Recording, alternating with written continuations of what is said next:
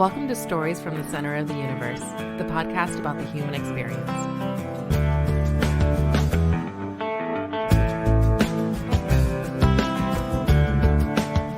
Carolyn Hemphill, Kelly Payne, welcome to Stories from the Center of the Universe. I appreciate you joining us today. Thanks for having us. Good afternoon. Good afternoon. So tell me about Hanover County Black Heritage Society. When did you guys start and why did you start? We started back in 1994, I do believe it was, and a group of prior Hanover County residents who attended John M. Gander High School came together under my leadership to form Hanover County Black Heritage Society.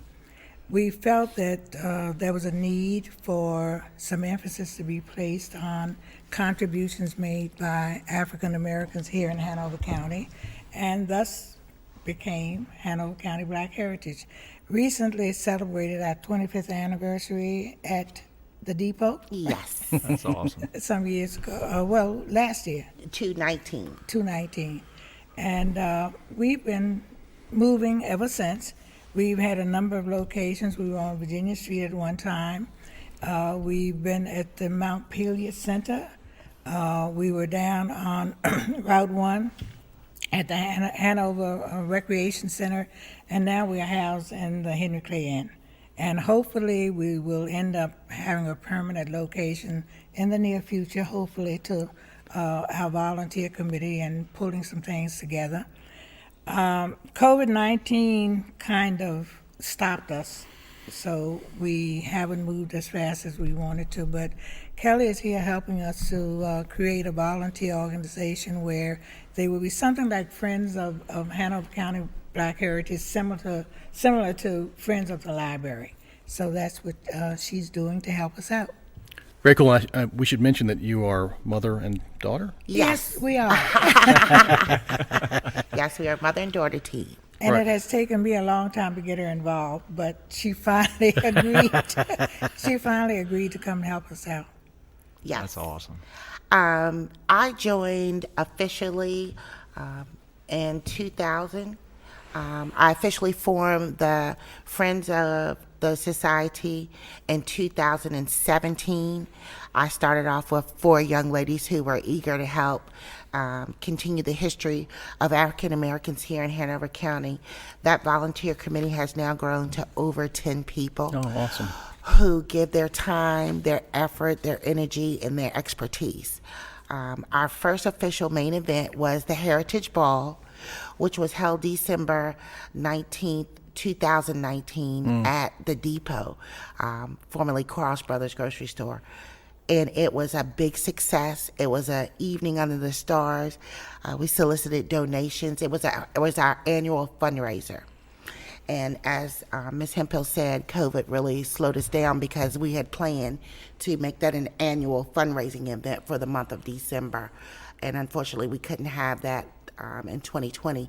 So we turned it to an online fundraiser through our Facebook page. And we did pretty well soliciting people to give us donations in turn for information and membership to the organization. What's the mission or objective of the organization? Well, what we mainly try to do, we collect, preserve, and exhibit information on contributions made by African Americans here in Hanover County. That's the gist of it. We have a traveling exhibit. We once were located on Virginia Street where we had the entire building, but after we closed that down because they built a library, we established our traveling exhibit, and that goes throughout the county. Our most recent exhibit was in all 5 libraries here in the county, and I think Francine Hunter was coordinating that event. So we spend a lot of time trying to push the information out there so that people will have access to it. In addition to that, we have a small library of books on African Americans and by African Americans that people who want to borrow those books or come in and do research are able to do. There's only one drawback. we're open by appointments. So we need volunteers to be there and man the area so that people can come in and do their research. In addition to that, we're currently establishing the RF&P Railroad collection. A man by the name of Dorton donated lots of memorabilia and collectible items based on RF&P. We're also trying to establish a list of African Americans who worked with the RF&P Railroad, since we are centered right here at the depot, which is the train station, which is a visitor center now. And we're also working with the Ashland Downtown Association to establish that railroad park throughout the town of Ashland. So we're involved in a multitude of things. In addition to that, the Hanover County 300th anniversary is coming up, and we're going to be participating on August the 28th with that event down at Hanover Courthouse. And we're also working with the Berkeley Town Association to establish a walking park there in that area. So we're multitasking. So this is fascinating. How many people work with you in the organization? We have 13 board members who are all old folks like I am. And You're not an old folk, Carolyn. That's why we ended up trying to get getting Kelly to coordinate the volunteer association so that we could bring in younger people. And that was one of the problems we were having, because most of us were grant writing, doing things like that. Incidentally, we just received a grant from the town of Ashland, where we're going to begin digitizing our holdings there. Nice. So we have loads and loads of things in mind that we want to do, but we need money, we need a permanent location, and we need some more volunteers. Yeah. So I like it. that's where we are at this point. And y'all both grew up here, Yes. right? Tell me what it was like growing up here for you, Carolyn. Oh my goodness! Well, I grew up during the segregation years, and we talk about John M. Gandy High School, and Ashland being the center of the universe. Well, John M. Gandy was our center of the universe. When I talk about African Americans, black folks, we all had a mother, a father, brother, sister, uncle, aunt, cousin, and friends who attended John M. Gandy High School and or the Hanover County Training School.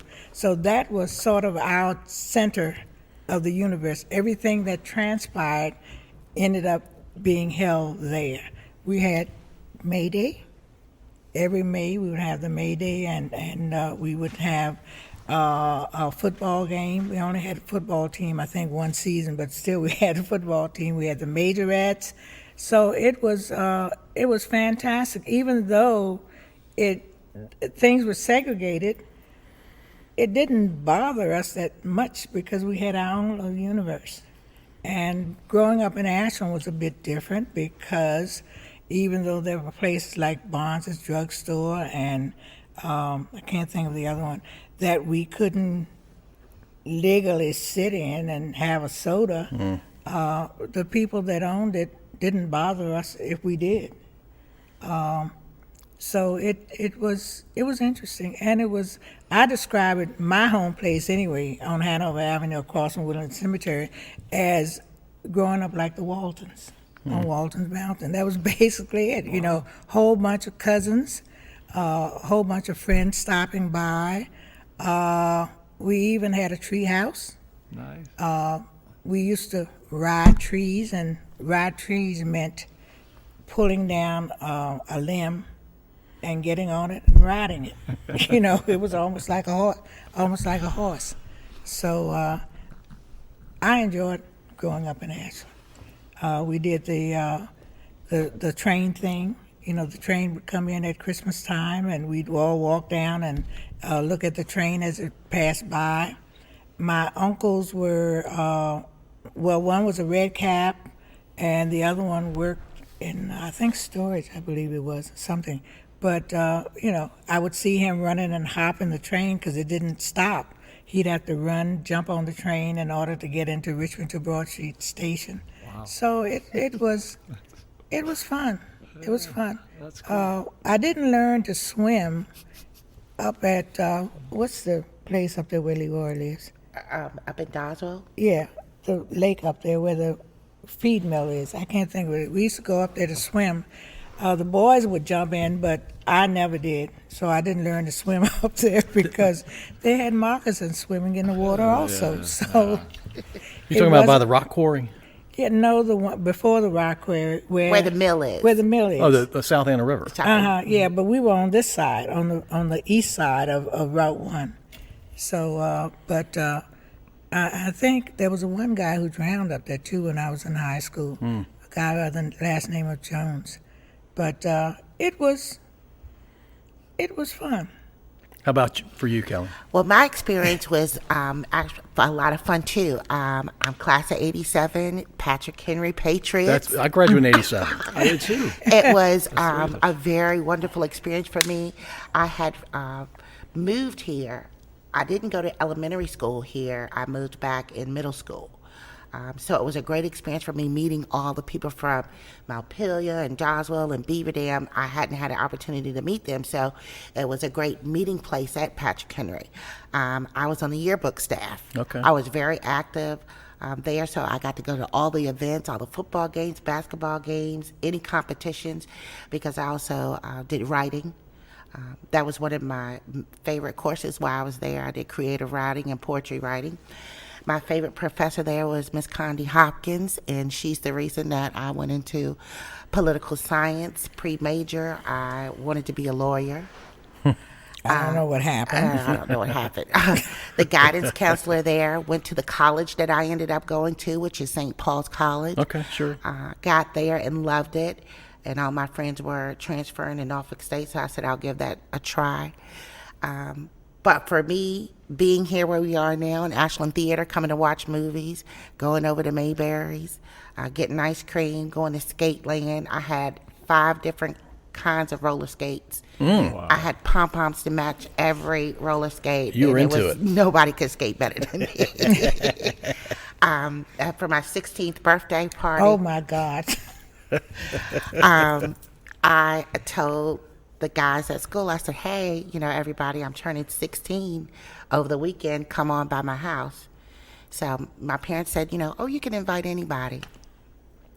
I don't think they knew what that meant. It No, was I over didn't. 250 people Oh, man. at my 16th birthday at that time. We had to shut it down. I Both my bet. parents, I bet. at that time, both my parents were police officers for Richmond City. My dad with Richmond City Sheriff. Sheriff's Department, and my mom was patrol officer of Richmond City. Were you? Oh, wow, that's awesome. Thank you for your service. And I can't tell you, and I don't want to name drop, but everybody who was anybody at Patrick Henry was at that party. I hung with a lot of upperclassmen, and Oh, name drop. Come on. I want to hear. I'll just say this: my parents put a lot of guys and girls out of their yard that night. And back then, I don't think we really were into the drinking and driving. It happened, and we knew about it, and it was bad. I mean, we lost a couple classmates that year. Right. But it was really kind of what they did then. Yeah. Beer was a big thing. And there was a lot of beer in that yard. My I know, parents and a said, lot not of on our people. watch. And I'm so scared that the cops are going to show up. But being here in town, I could walk from my house to church, which was great. I was very active in my church, which is Shiloh Baptist, which is right here in the center of town. Mm-hmm. And the highlight after Sunday school was walking over to 7-Eleven, getting a Slurpee, and then walking back over, being ready for church. And we knew we couldn't bring the Slurpee in the building, so we would stand outside. Yeah, we were a 7-Eleven town back then, right? Yeah. Now we don't have either one of them. Well, now we don't have either one of them. Yeah. But, I mean, it was a great experience for me. How come we look like we graduated in '87 and you don't? I'm 52. And so am I. So What? is So am I. But we look 52. You do not. Oh, thank you. You all look the same age. Yeah, we all look well, the same everybody age. looks young to me. Yeah. Yeah, so that was my experience. Really, really a lot of fun. I'm still friends with many of those people That's cool. today. My daughter went to Patrick Henry as well. and her experience was either better than mine. She was a great track star. You know, she actually did shot put and discus, broke all the state records, broke every record in the county and in the state. Wow. 3-time state champion, ended up going to Radford University. Okay. What's her name? Shania Williams. Okay. Okay. Yeah, so You're a proud mom. very proud mom. Yeah. I was almost, one of those momagers at one time when we were talking Olympics. This would have been her year. And she was training and she had an injury. Oh, And so, that's too bad. yeah, it is too bad. But She going to try in 24? she is going to try in 24. She's Good. back with Coach Scott Brown up at Patrick Henry, actually. She's mentoring 2 throwers now. She meets with them on the weekends. Oh, up that's at- cool. Yeah. That's really cool. Where are you guys trying to have your permanent location? What Black Black Heritage? Heritage? Yeah. What I've done is it's interesting because I approached someone with the county and I approached someone with the town, and they don't know who owns that property up there at Hanover Avenue, the elementary school. One said they think it belongs to the county, and the county says it might be the town. I don't know who owns the property, but we're hoping that when they combine the 2 schools that we would get a permanent location at Henry Clay Elementary School. Oh, okay. Great. That's what we're vying for. Although Beth Mason, who's the owner of Henry Clay Inn, has been fantastic. Awesome. We have a Awesome. smaller space down there, and she just goes overboard to make us feel welcome. The rent isn't overly, expensive. Everything's included, so we appreciate what she has done. We're looking forward to establishing Juneteenth. We've been having it at Randolph-Macon In partnership with in Randolph partnership with the Black Studies program. And I don't know what we're going to do for 2022. We didn't do anything with them in this calendar year. But we're hoping to do something in the town to bring everybody together. Maybe close down a street or something and make it like a festival. Yeah. Correct, yeah. That'd be So great. that's what we're hoping for what, 2022? 2022, we really want it family friendly, interactive. We want vendors and music, musicians, maybe some poetry readings, face painting, food sampling, to really come together as a celebration. It's such a wonderful time of the year. The weather's great, and it's a wonderful opportunity for people to learn about Juneteenth, the meaning of it, because so many people still don't have Understand. a clue and don't understand the significance and the meaning of the day. When we first started having it, somebody said, well, it happened in Texas. What does it have to do with us? And they didn't understand the significance of some people not being free. Yeah. If one person is enslaved, then everybody's enslaved. Correct. So that's, that's basically where we are right now. And just praying and hoping that we get a permanent location so that we can expand. And people have come from other states looking for relatives, and they've been able to look at our archives and find information on their relatives, here in Hanover County. So that's been awesome. That's powerful stuff. It is. It It's is. powerful. And we haven't even touched the surface yet. We have oral history interviews that we've done that we haven't published as of yet. Don McCoskey, one of our board members, did a lot of interviewing back in the day, and we have the cassettes, believe it or not, the cassettes that we've transcribed and hopefully put it into a book one of these days. Yeah. And in the past, I have been the person that did most of the grant writing, and it's because I have my own little business now. I do quality assurance for group homes. I haven't been able to spend as much time with the grant writing, and I'm hoping that the young people will pick that up. In fact, I'm tired. You know what I'm saying? I'm tired. Hey, Kelly, are there other younger folks that are Yes, joining? there is. And I'm a grant writer by trade through VCU as well.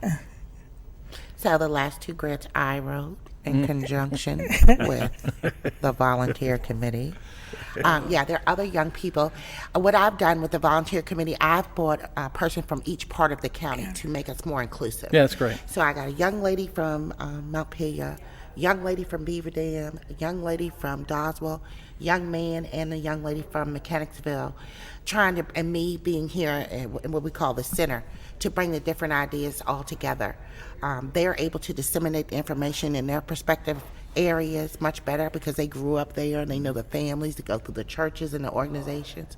And so when we come together, it brings a true meaning of Hanover County, not just town of Ashland. And we've been able to display in some places that we hadn't had the opportunity before. There's a lot of opportunity up in Doswell with those spaces with the Dawn School. There's a lot of opportunity up in Montpelier with the Arts and Activities Center. And it had even been mentioned about Bethany School at one time up in Montpelier as another space possibly for us to display and have meetings and fundraisers and things like that.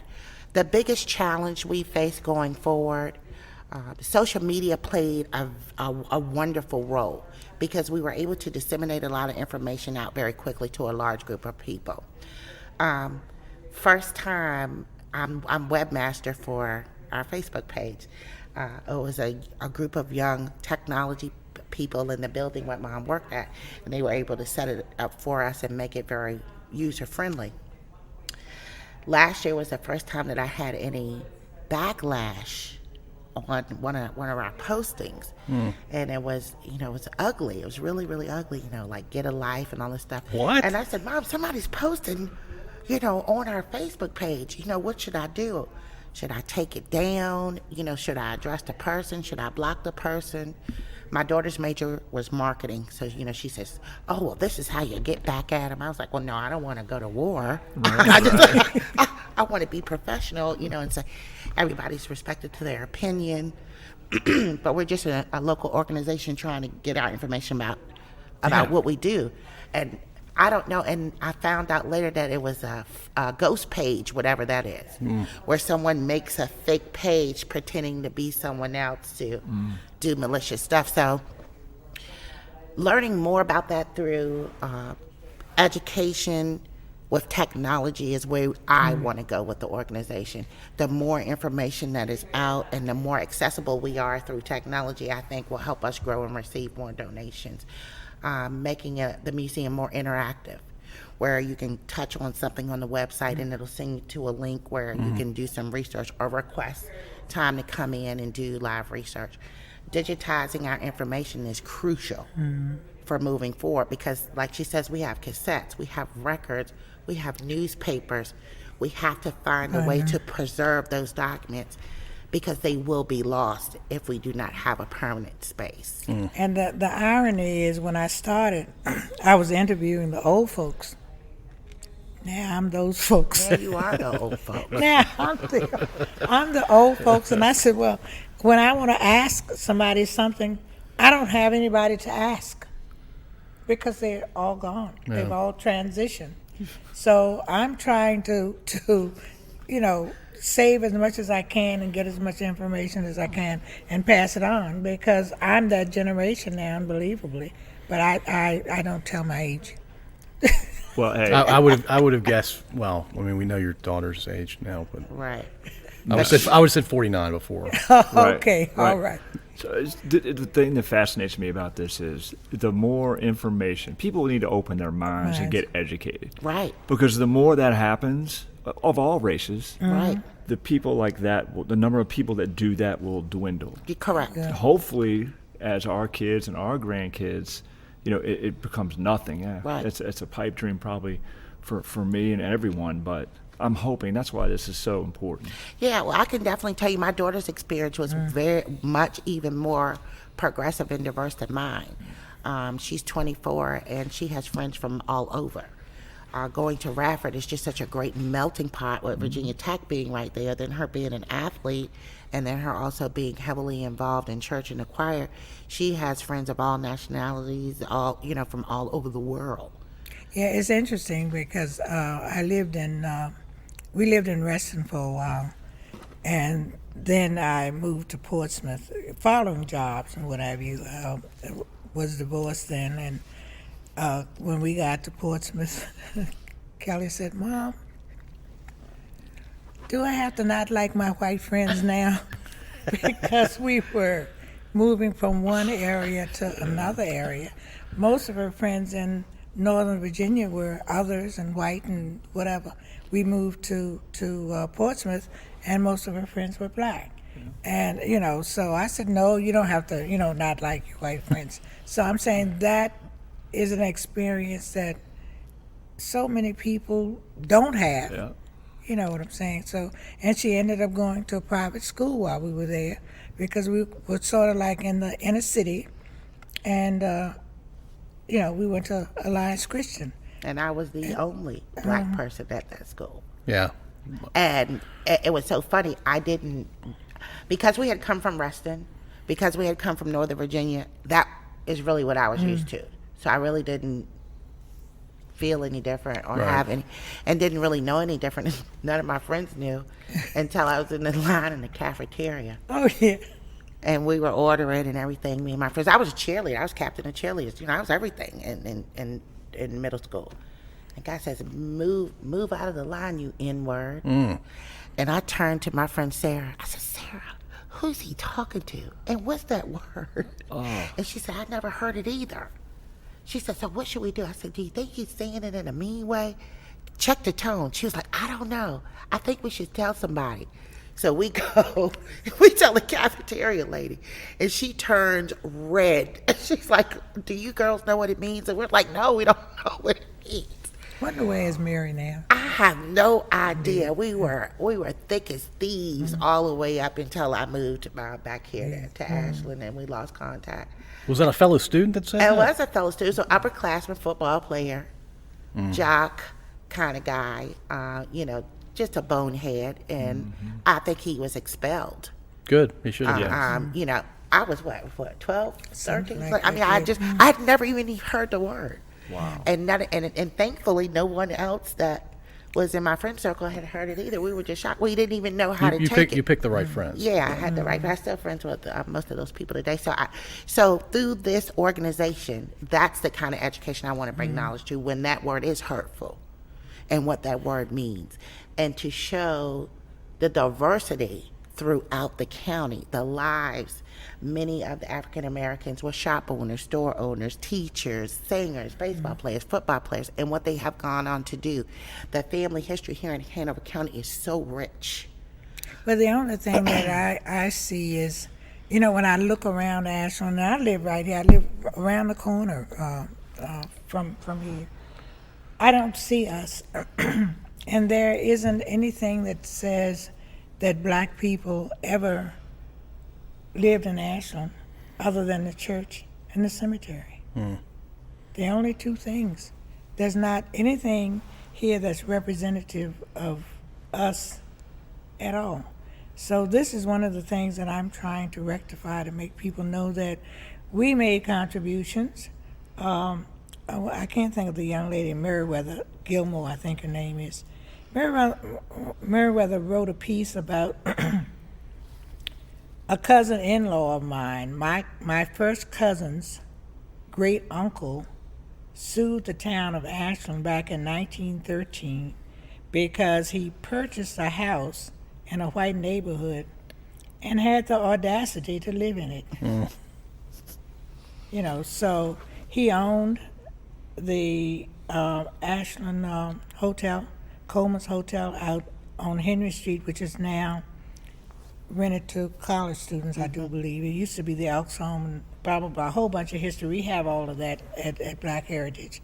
But anyway, it's interesting, and as I delve into, the documents, looking at different stuff, it's interesting. And I hope I have time enough to do a whole bunch more. Yes. I'm sure you will. A lot of things that I want to do. I'm in the process of, my uncle served in World War II, and I was interviewing him and asked him to write it out, and he did. And I have about 13 pages that he wrote out that I'm working on to publish. And He worked at Cross Brothers. He worked at the railroad station. He talked about the Trailway bus stopping down at Hanover Courthouse and him going on to Fort whatever it was up in New Jersey prior to entering into France, Germany, and all over there. And he documented all of that. And I'm in the process of researching it to document what he told me was truth. So that's what I've been doing recently. But anyway, growing up in Ashland is nice. Was nice. Was nice. Still Was is nice. for me. Still is for What's been your biggest challenge at the society? The biggest challenge has been money. The biggest challenge is money. And I mean, we have a little bit of money put aside. People have been generous with us. And the town, citizens, there are citizens who've been with us for 25 years who still donate. But it's been money and finding a permanent home. Finding a permanent home is our biggest challenge. I really believe that we would be able to Grow, expand, If we had- exhibit, be open for people to see the materials and the artifacts that we have and really be able to effectively use them if we had a space. I get so many hits on Facebook. When are you guys going to be open? You know, I want to bring my kids, and it's really not conducive, the space we have so for that. So we try to bring stuff out onto the front so you can see and do the walking and the visiting displays at the libraries where it is more space for people to walk around and see. And also maintaining our membership list. You know, you say, well, you know, you get it and you put it in Word and you update it. It's not that easy. You got to remind people. You got to remind people and being able to effectively communicate with the older generation, like Zooming, like WebEx, like mass email. She sent a wonderful email to the board, so she thought, telling them, you know, yay, we got the grant money for the town of Ashland. And she called me and she said, so I sent the email to you guys. Did you get it? I said, sure. And half of Randolph-Macon did too. You did a reply to a flyer that was sent by Randolph-Macon. Hey, more people know now. Yeah, They got the message. that's right. That's exactly So right. maintaining that, the technology, we've had several companies work with us on our website, and our website is nowhere the Near way where it it needs used to be. or where it should be. It looks like, you know, a website I might have done my first year in college in the 90s. You know, it's just not what websites are supposed to be. Right. So I really feel like if we had those things in place, But Beth gave us the name of a person for me to contact. Beth Mason, the lady that owns who does the Ends website. So we're going to reach out. She's a local person as well, and I think she builds website. So hopefully she'll be able to work with us on getting ours up to standard. We haven't contacted her yet. We haven't but contacted her yet. But I have her contact information. She might listen to this. Perhaps. Where is this going to be? I'll tell you about it offline. Okay. Okay. Ironically, offline, but it's online. Okay. Perfect. Yeah. So that's and going forward, fundraising. Being able to disseminate the information about the fundraiser and a place to have it. We have been very lucky and blessed because our friends in the Downtown Association and businesses have opened their doors to us. And what's his name at Depot? He's been fantastic. Chris at the Depot. I mean, just awesome. And Chris Stem. right. Yep. Chris Stem is absolutely phenomenal. And we've used that space. It's a gorgeous space. I mean, for me and my friends, I mean, our Facebook selfies were crazy on that brick wall. I mean, And my grandfather used to contract with them to do slaughtering of their hogs and and meat, yeah. His meats pictures and in there. whatever. Cross Brothers. you're talking Yeah. about. Yeah, Uh-huh. Cross Yeah. Brothers. Yeah. Chris put her great grand pictures. I don't know in. if it's up or not. I gave It was the last time I went in. Oh, okay. All right, Carolyn, as we close here, tell us about your family. Okay. My immediate family. Sure. Okay. My husband is Calvin, who just had knee surgery, and I've been I hope- running. I hope he's and recovering. I've been running up and down the steps, Keeps you young. doing meals and all of those things. I have 2 stepchildren, Kyra and Travis. Kyra's in Maryland, and Travis is in New Jersey. And my daughter, Kelly, who lives here in Ashland. My granddaughter, Shania Williams, who lives in Henrico now. She's in Henrico. And I have a brother. A brother lives here in Ashland. I have one aunt who's 94. Is she 5. 95? Going to be 96 in August. Okay, we're 96 in August, and she was living on Hanover Avenue up until a couple of years ago. Now she's with her son in Henrico. I am a graduate of Virginia Union University. I also attended Norfolk State at the graduate level. I didn't complete it. I also did, what's the other one in Northern Virginia? George Mason. George Mason, and took courses at VCU. Have my own little small business here in Ashland. I'm a quality assurance professional for group homes who provide services to people with developmental disabilities. That's just about it. Have a whole bunch of cousins throughout the United States as well as out of the United States. I have one little cousin who's in Israel, her and her family. That's just about it. Kelly, same question for you. Same question. I'm a graduate of Patrick Henry, class of 87, graduate of St. Paul's College, did master's work at Norfolk State, did master's work at VCU, did master's work at University of Maryland. I am a program administrator for day supports and group homes for adults with intellectual disabilities. And I am an only child, only grandchild. I have one daughter, Shania, who's a triple only as well. 3 generations of onlys. Wow. And my parents had 2. Right, right. So it has been a fun time with me, with the society, and I look forward to our future endeavors and hope that we can grow and get the word out. And we really thank you guys for the opportunity for us to share a little bit about our society. Well, Carolyn and Kelly, thank you so much. You want to say something? Yes. If you want to become a member of Hanover County Black Heritage Society, just contact one of us. The fee is $35 for an individual, and I think it's $60 for a family. Okay. All right. Alrighty. Nice. Very cool. Follow us on Facebook, What's your name on Facebook? Hanover County Black Heritage Society. Okay, perfect. Thank you so much for joining us. Thank really you. appreciate Thank you it. for having us. Thank you for listening.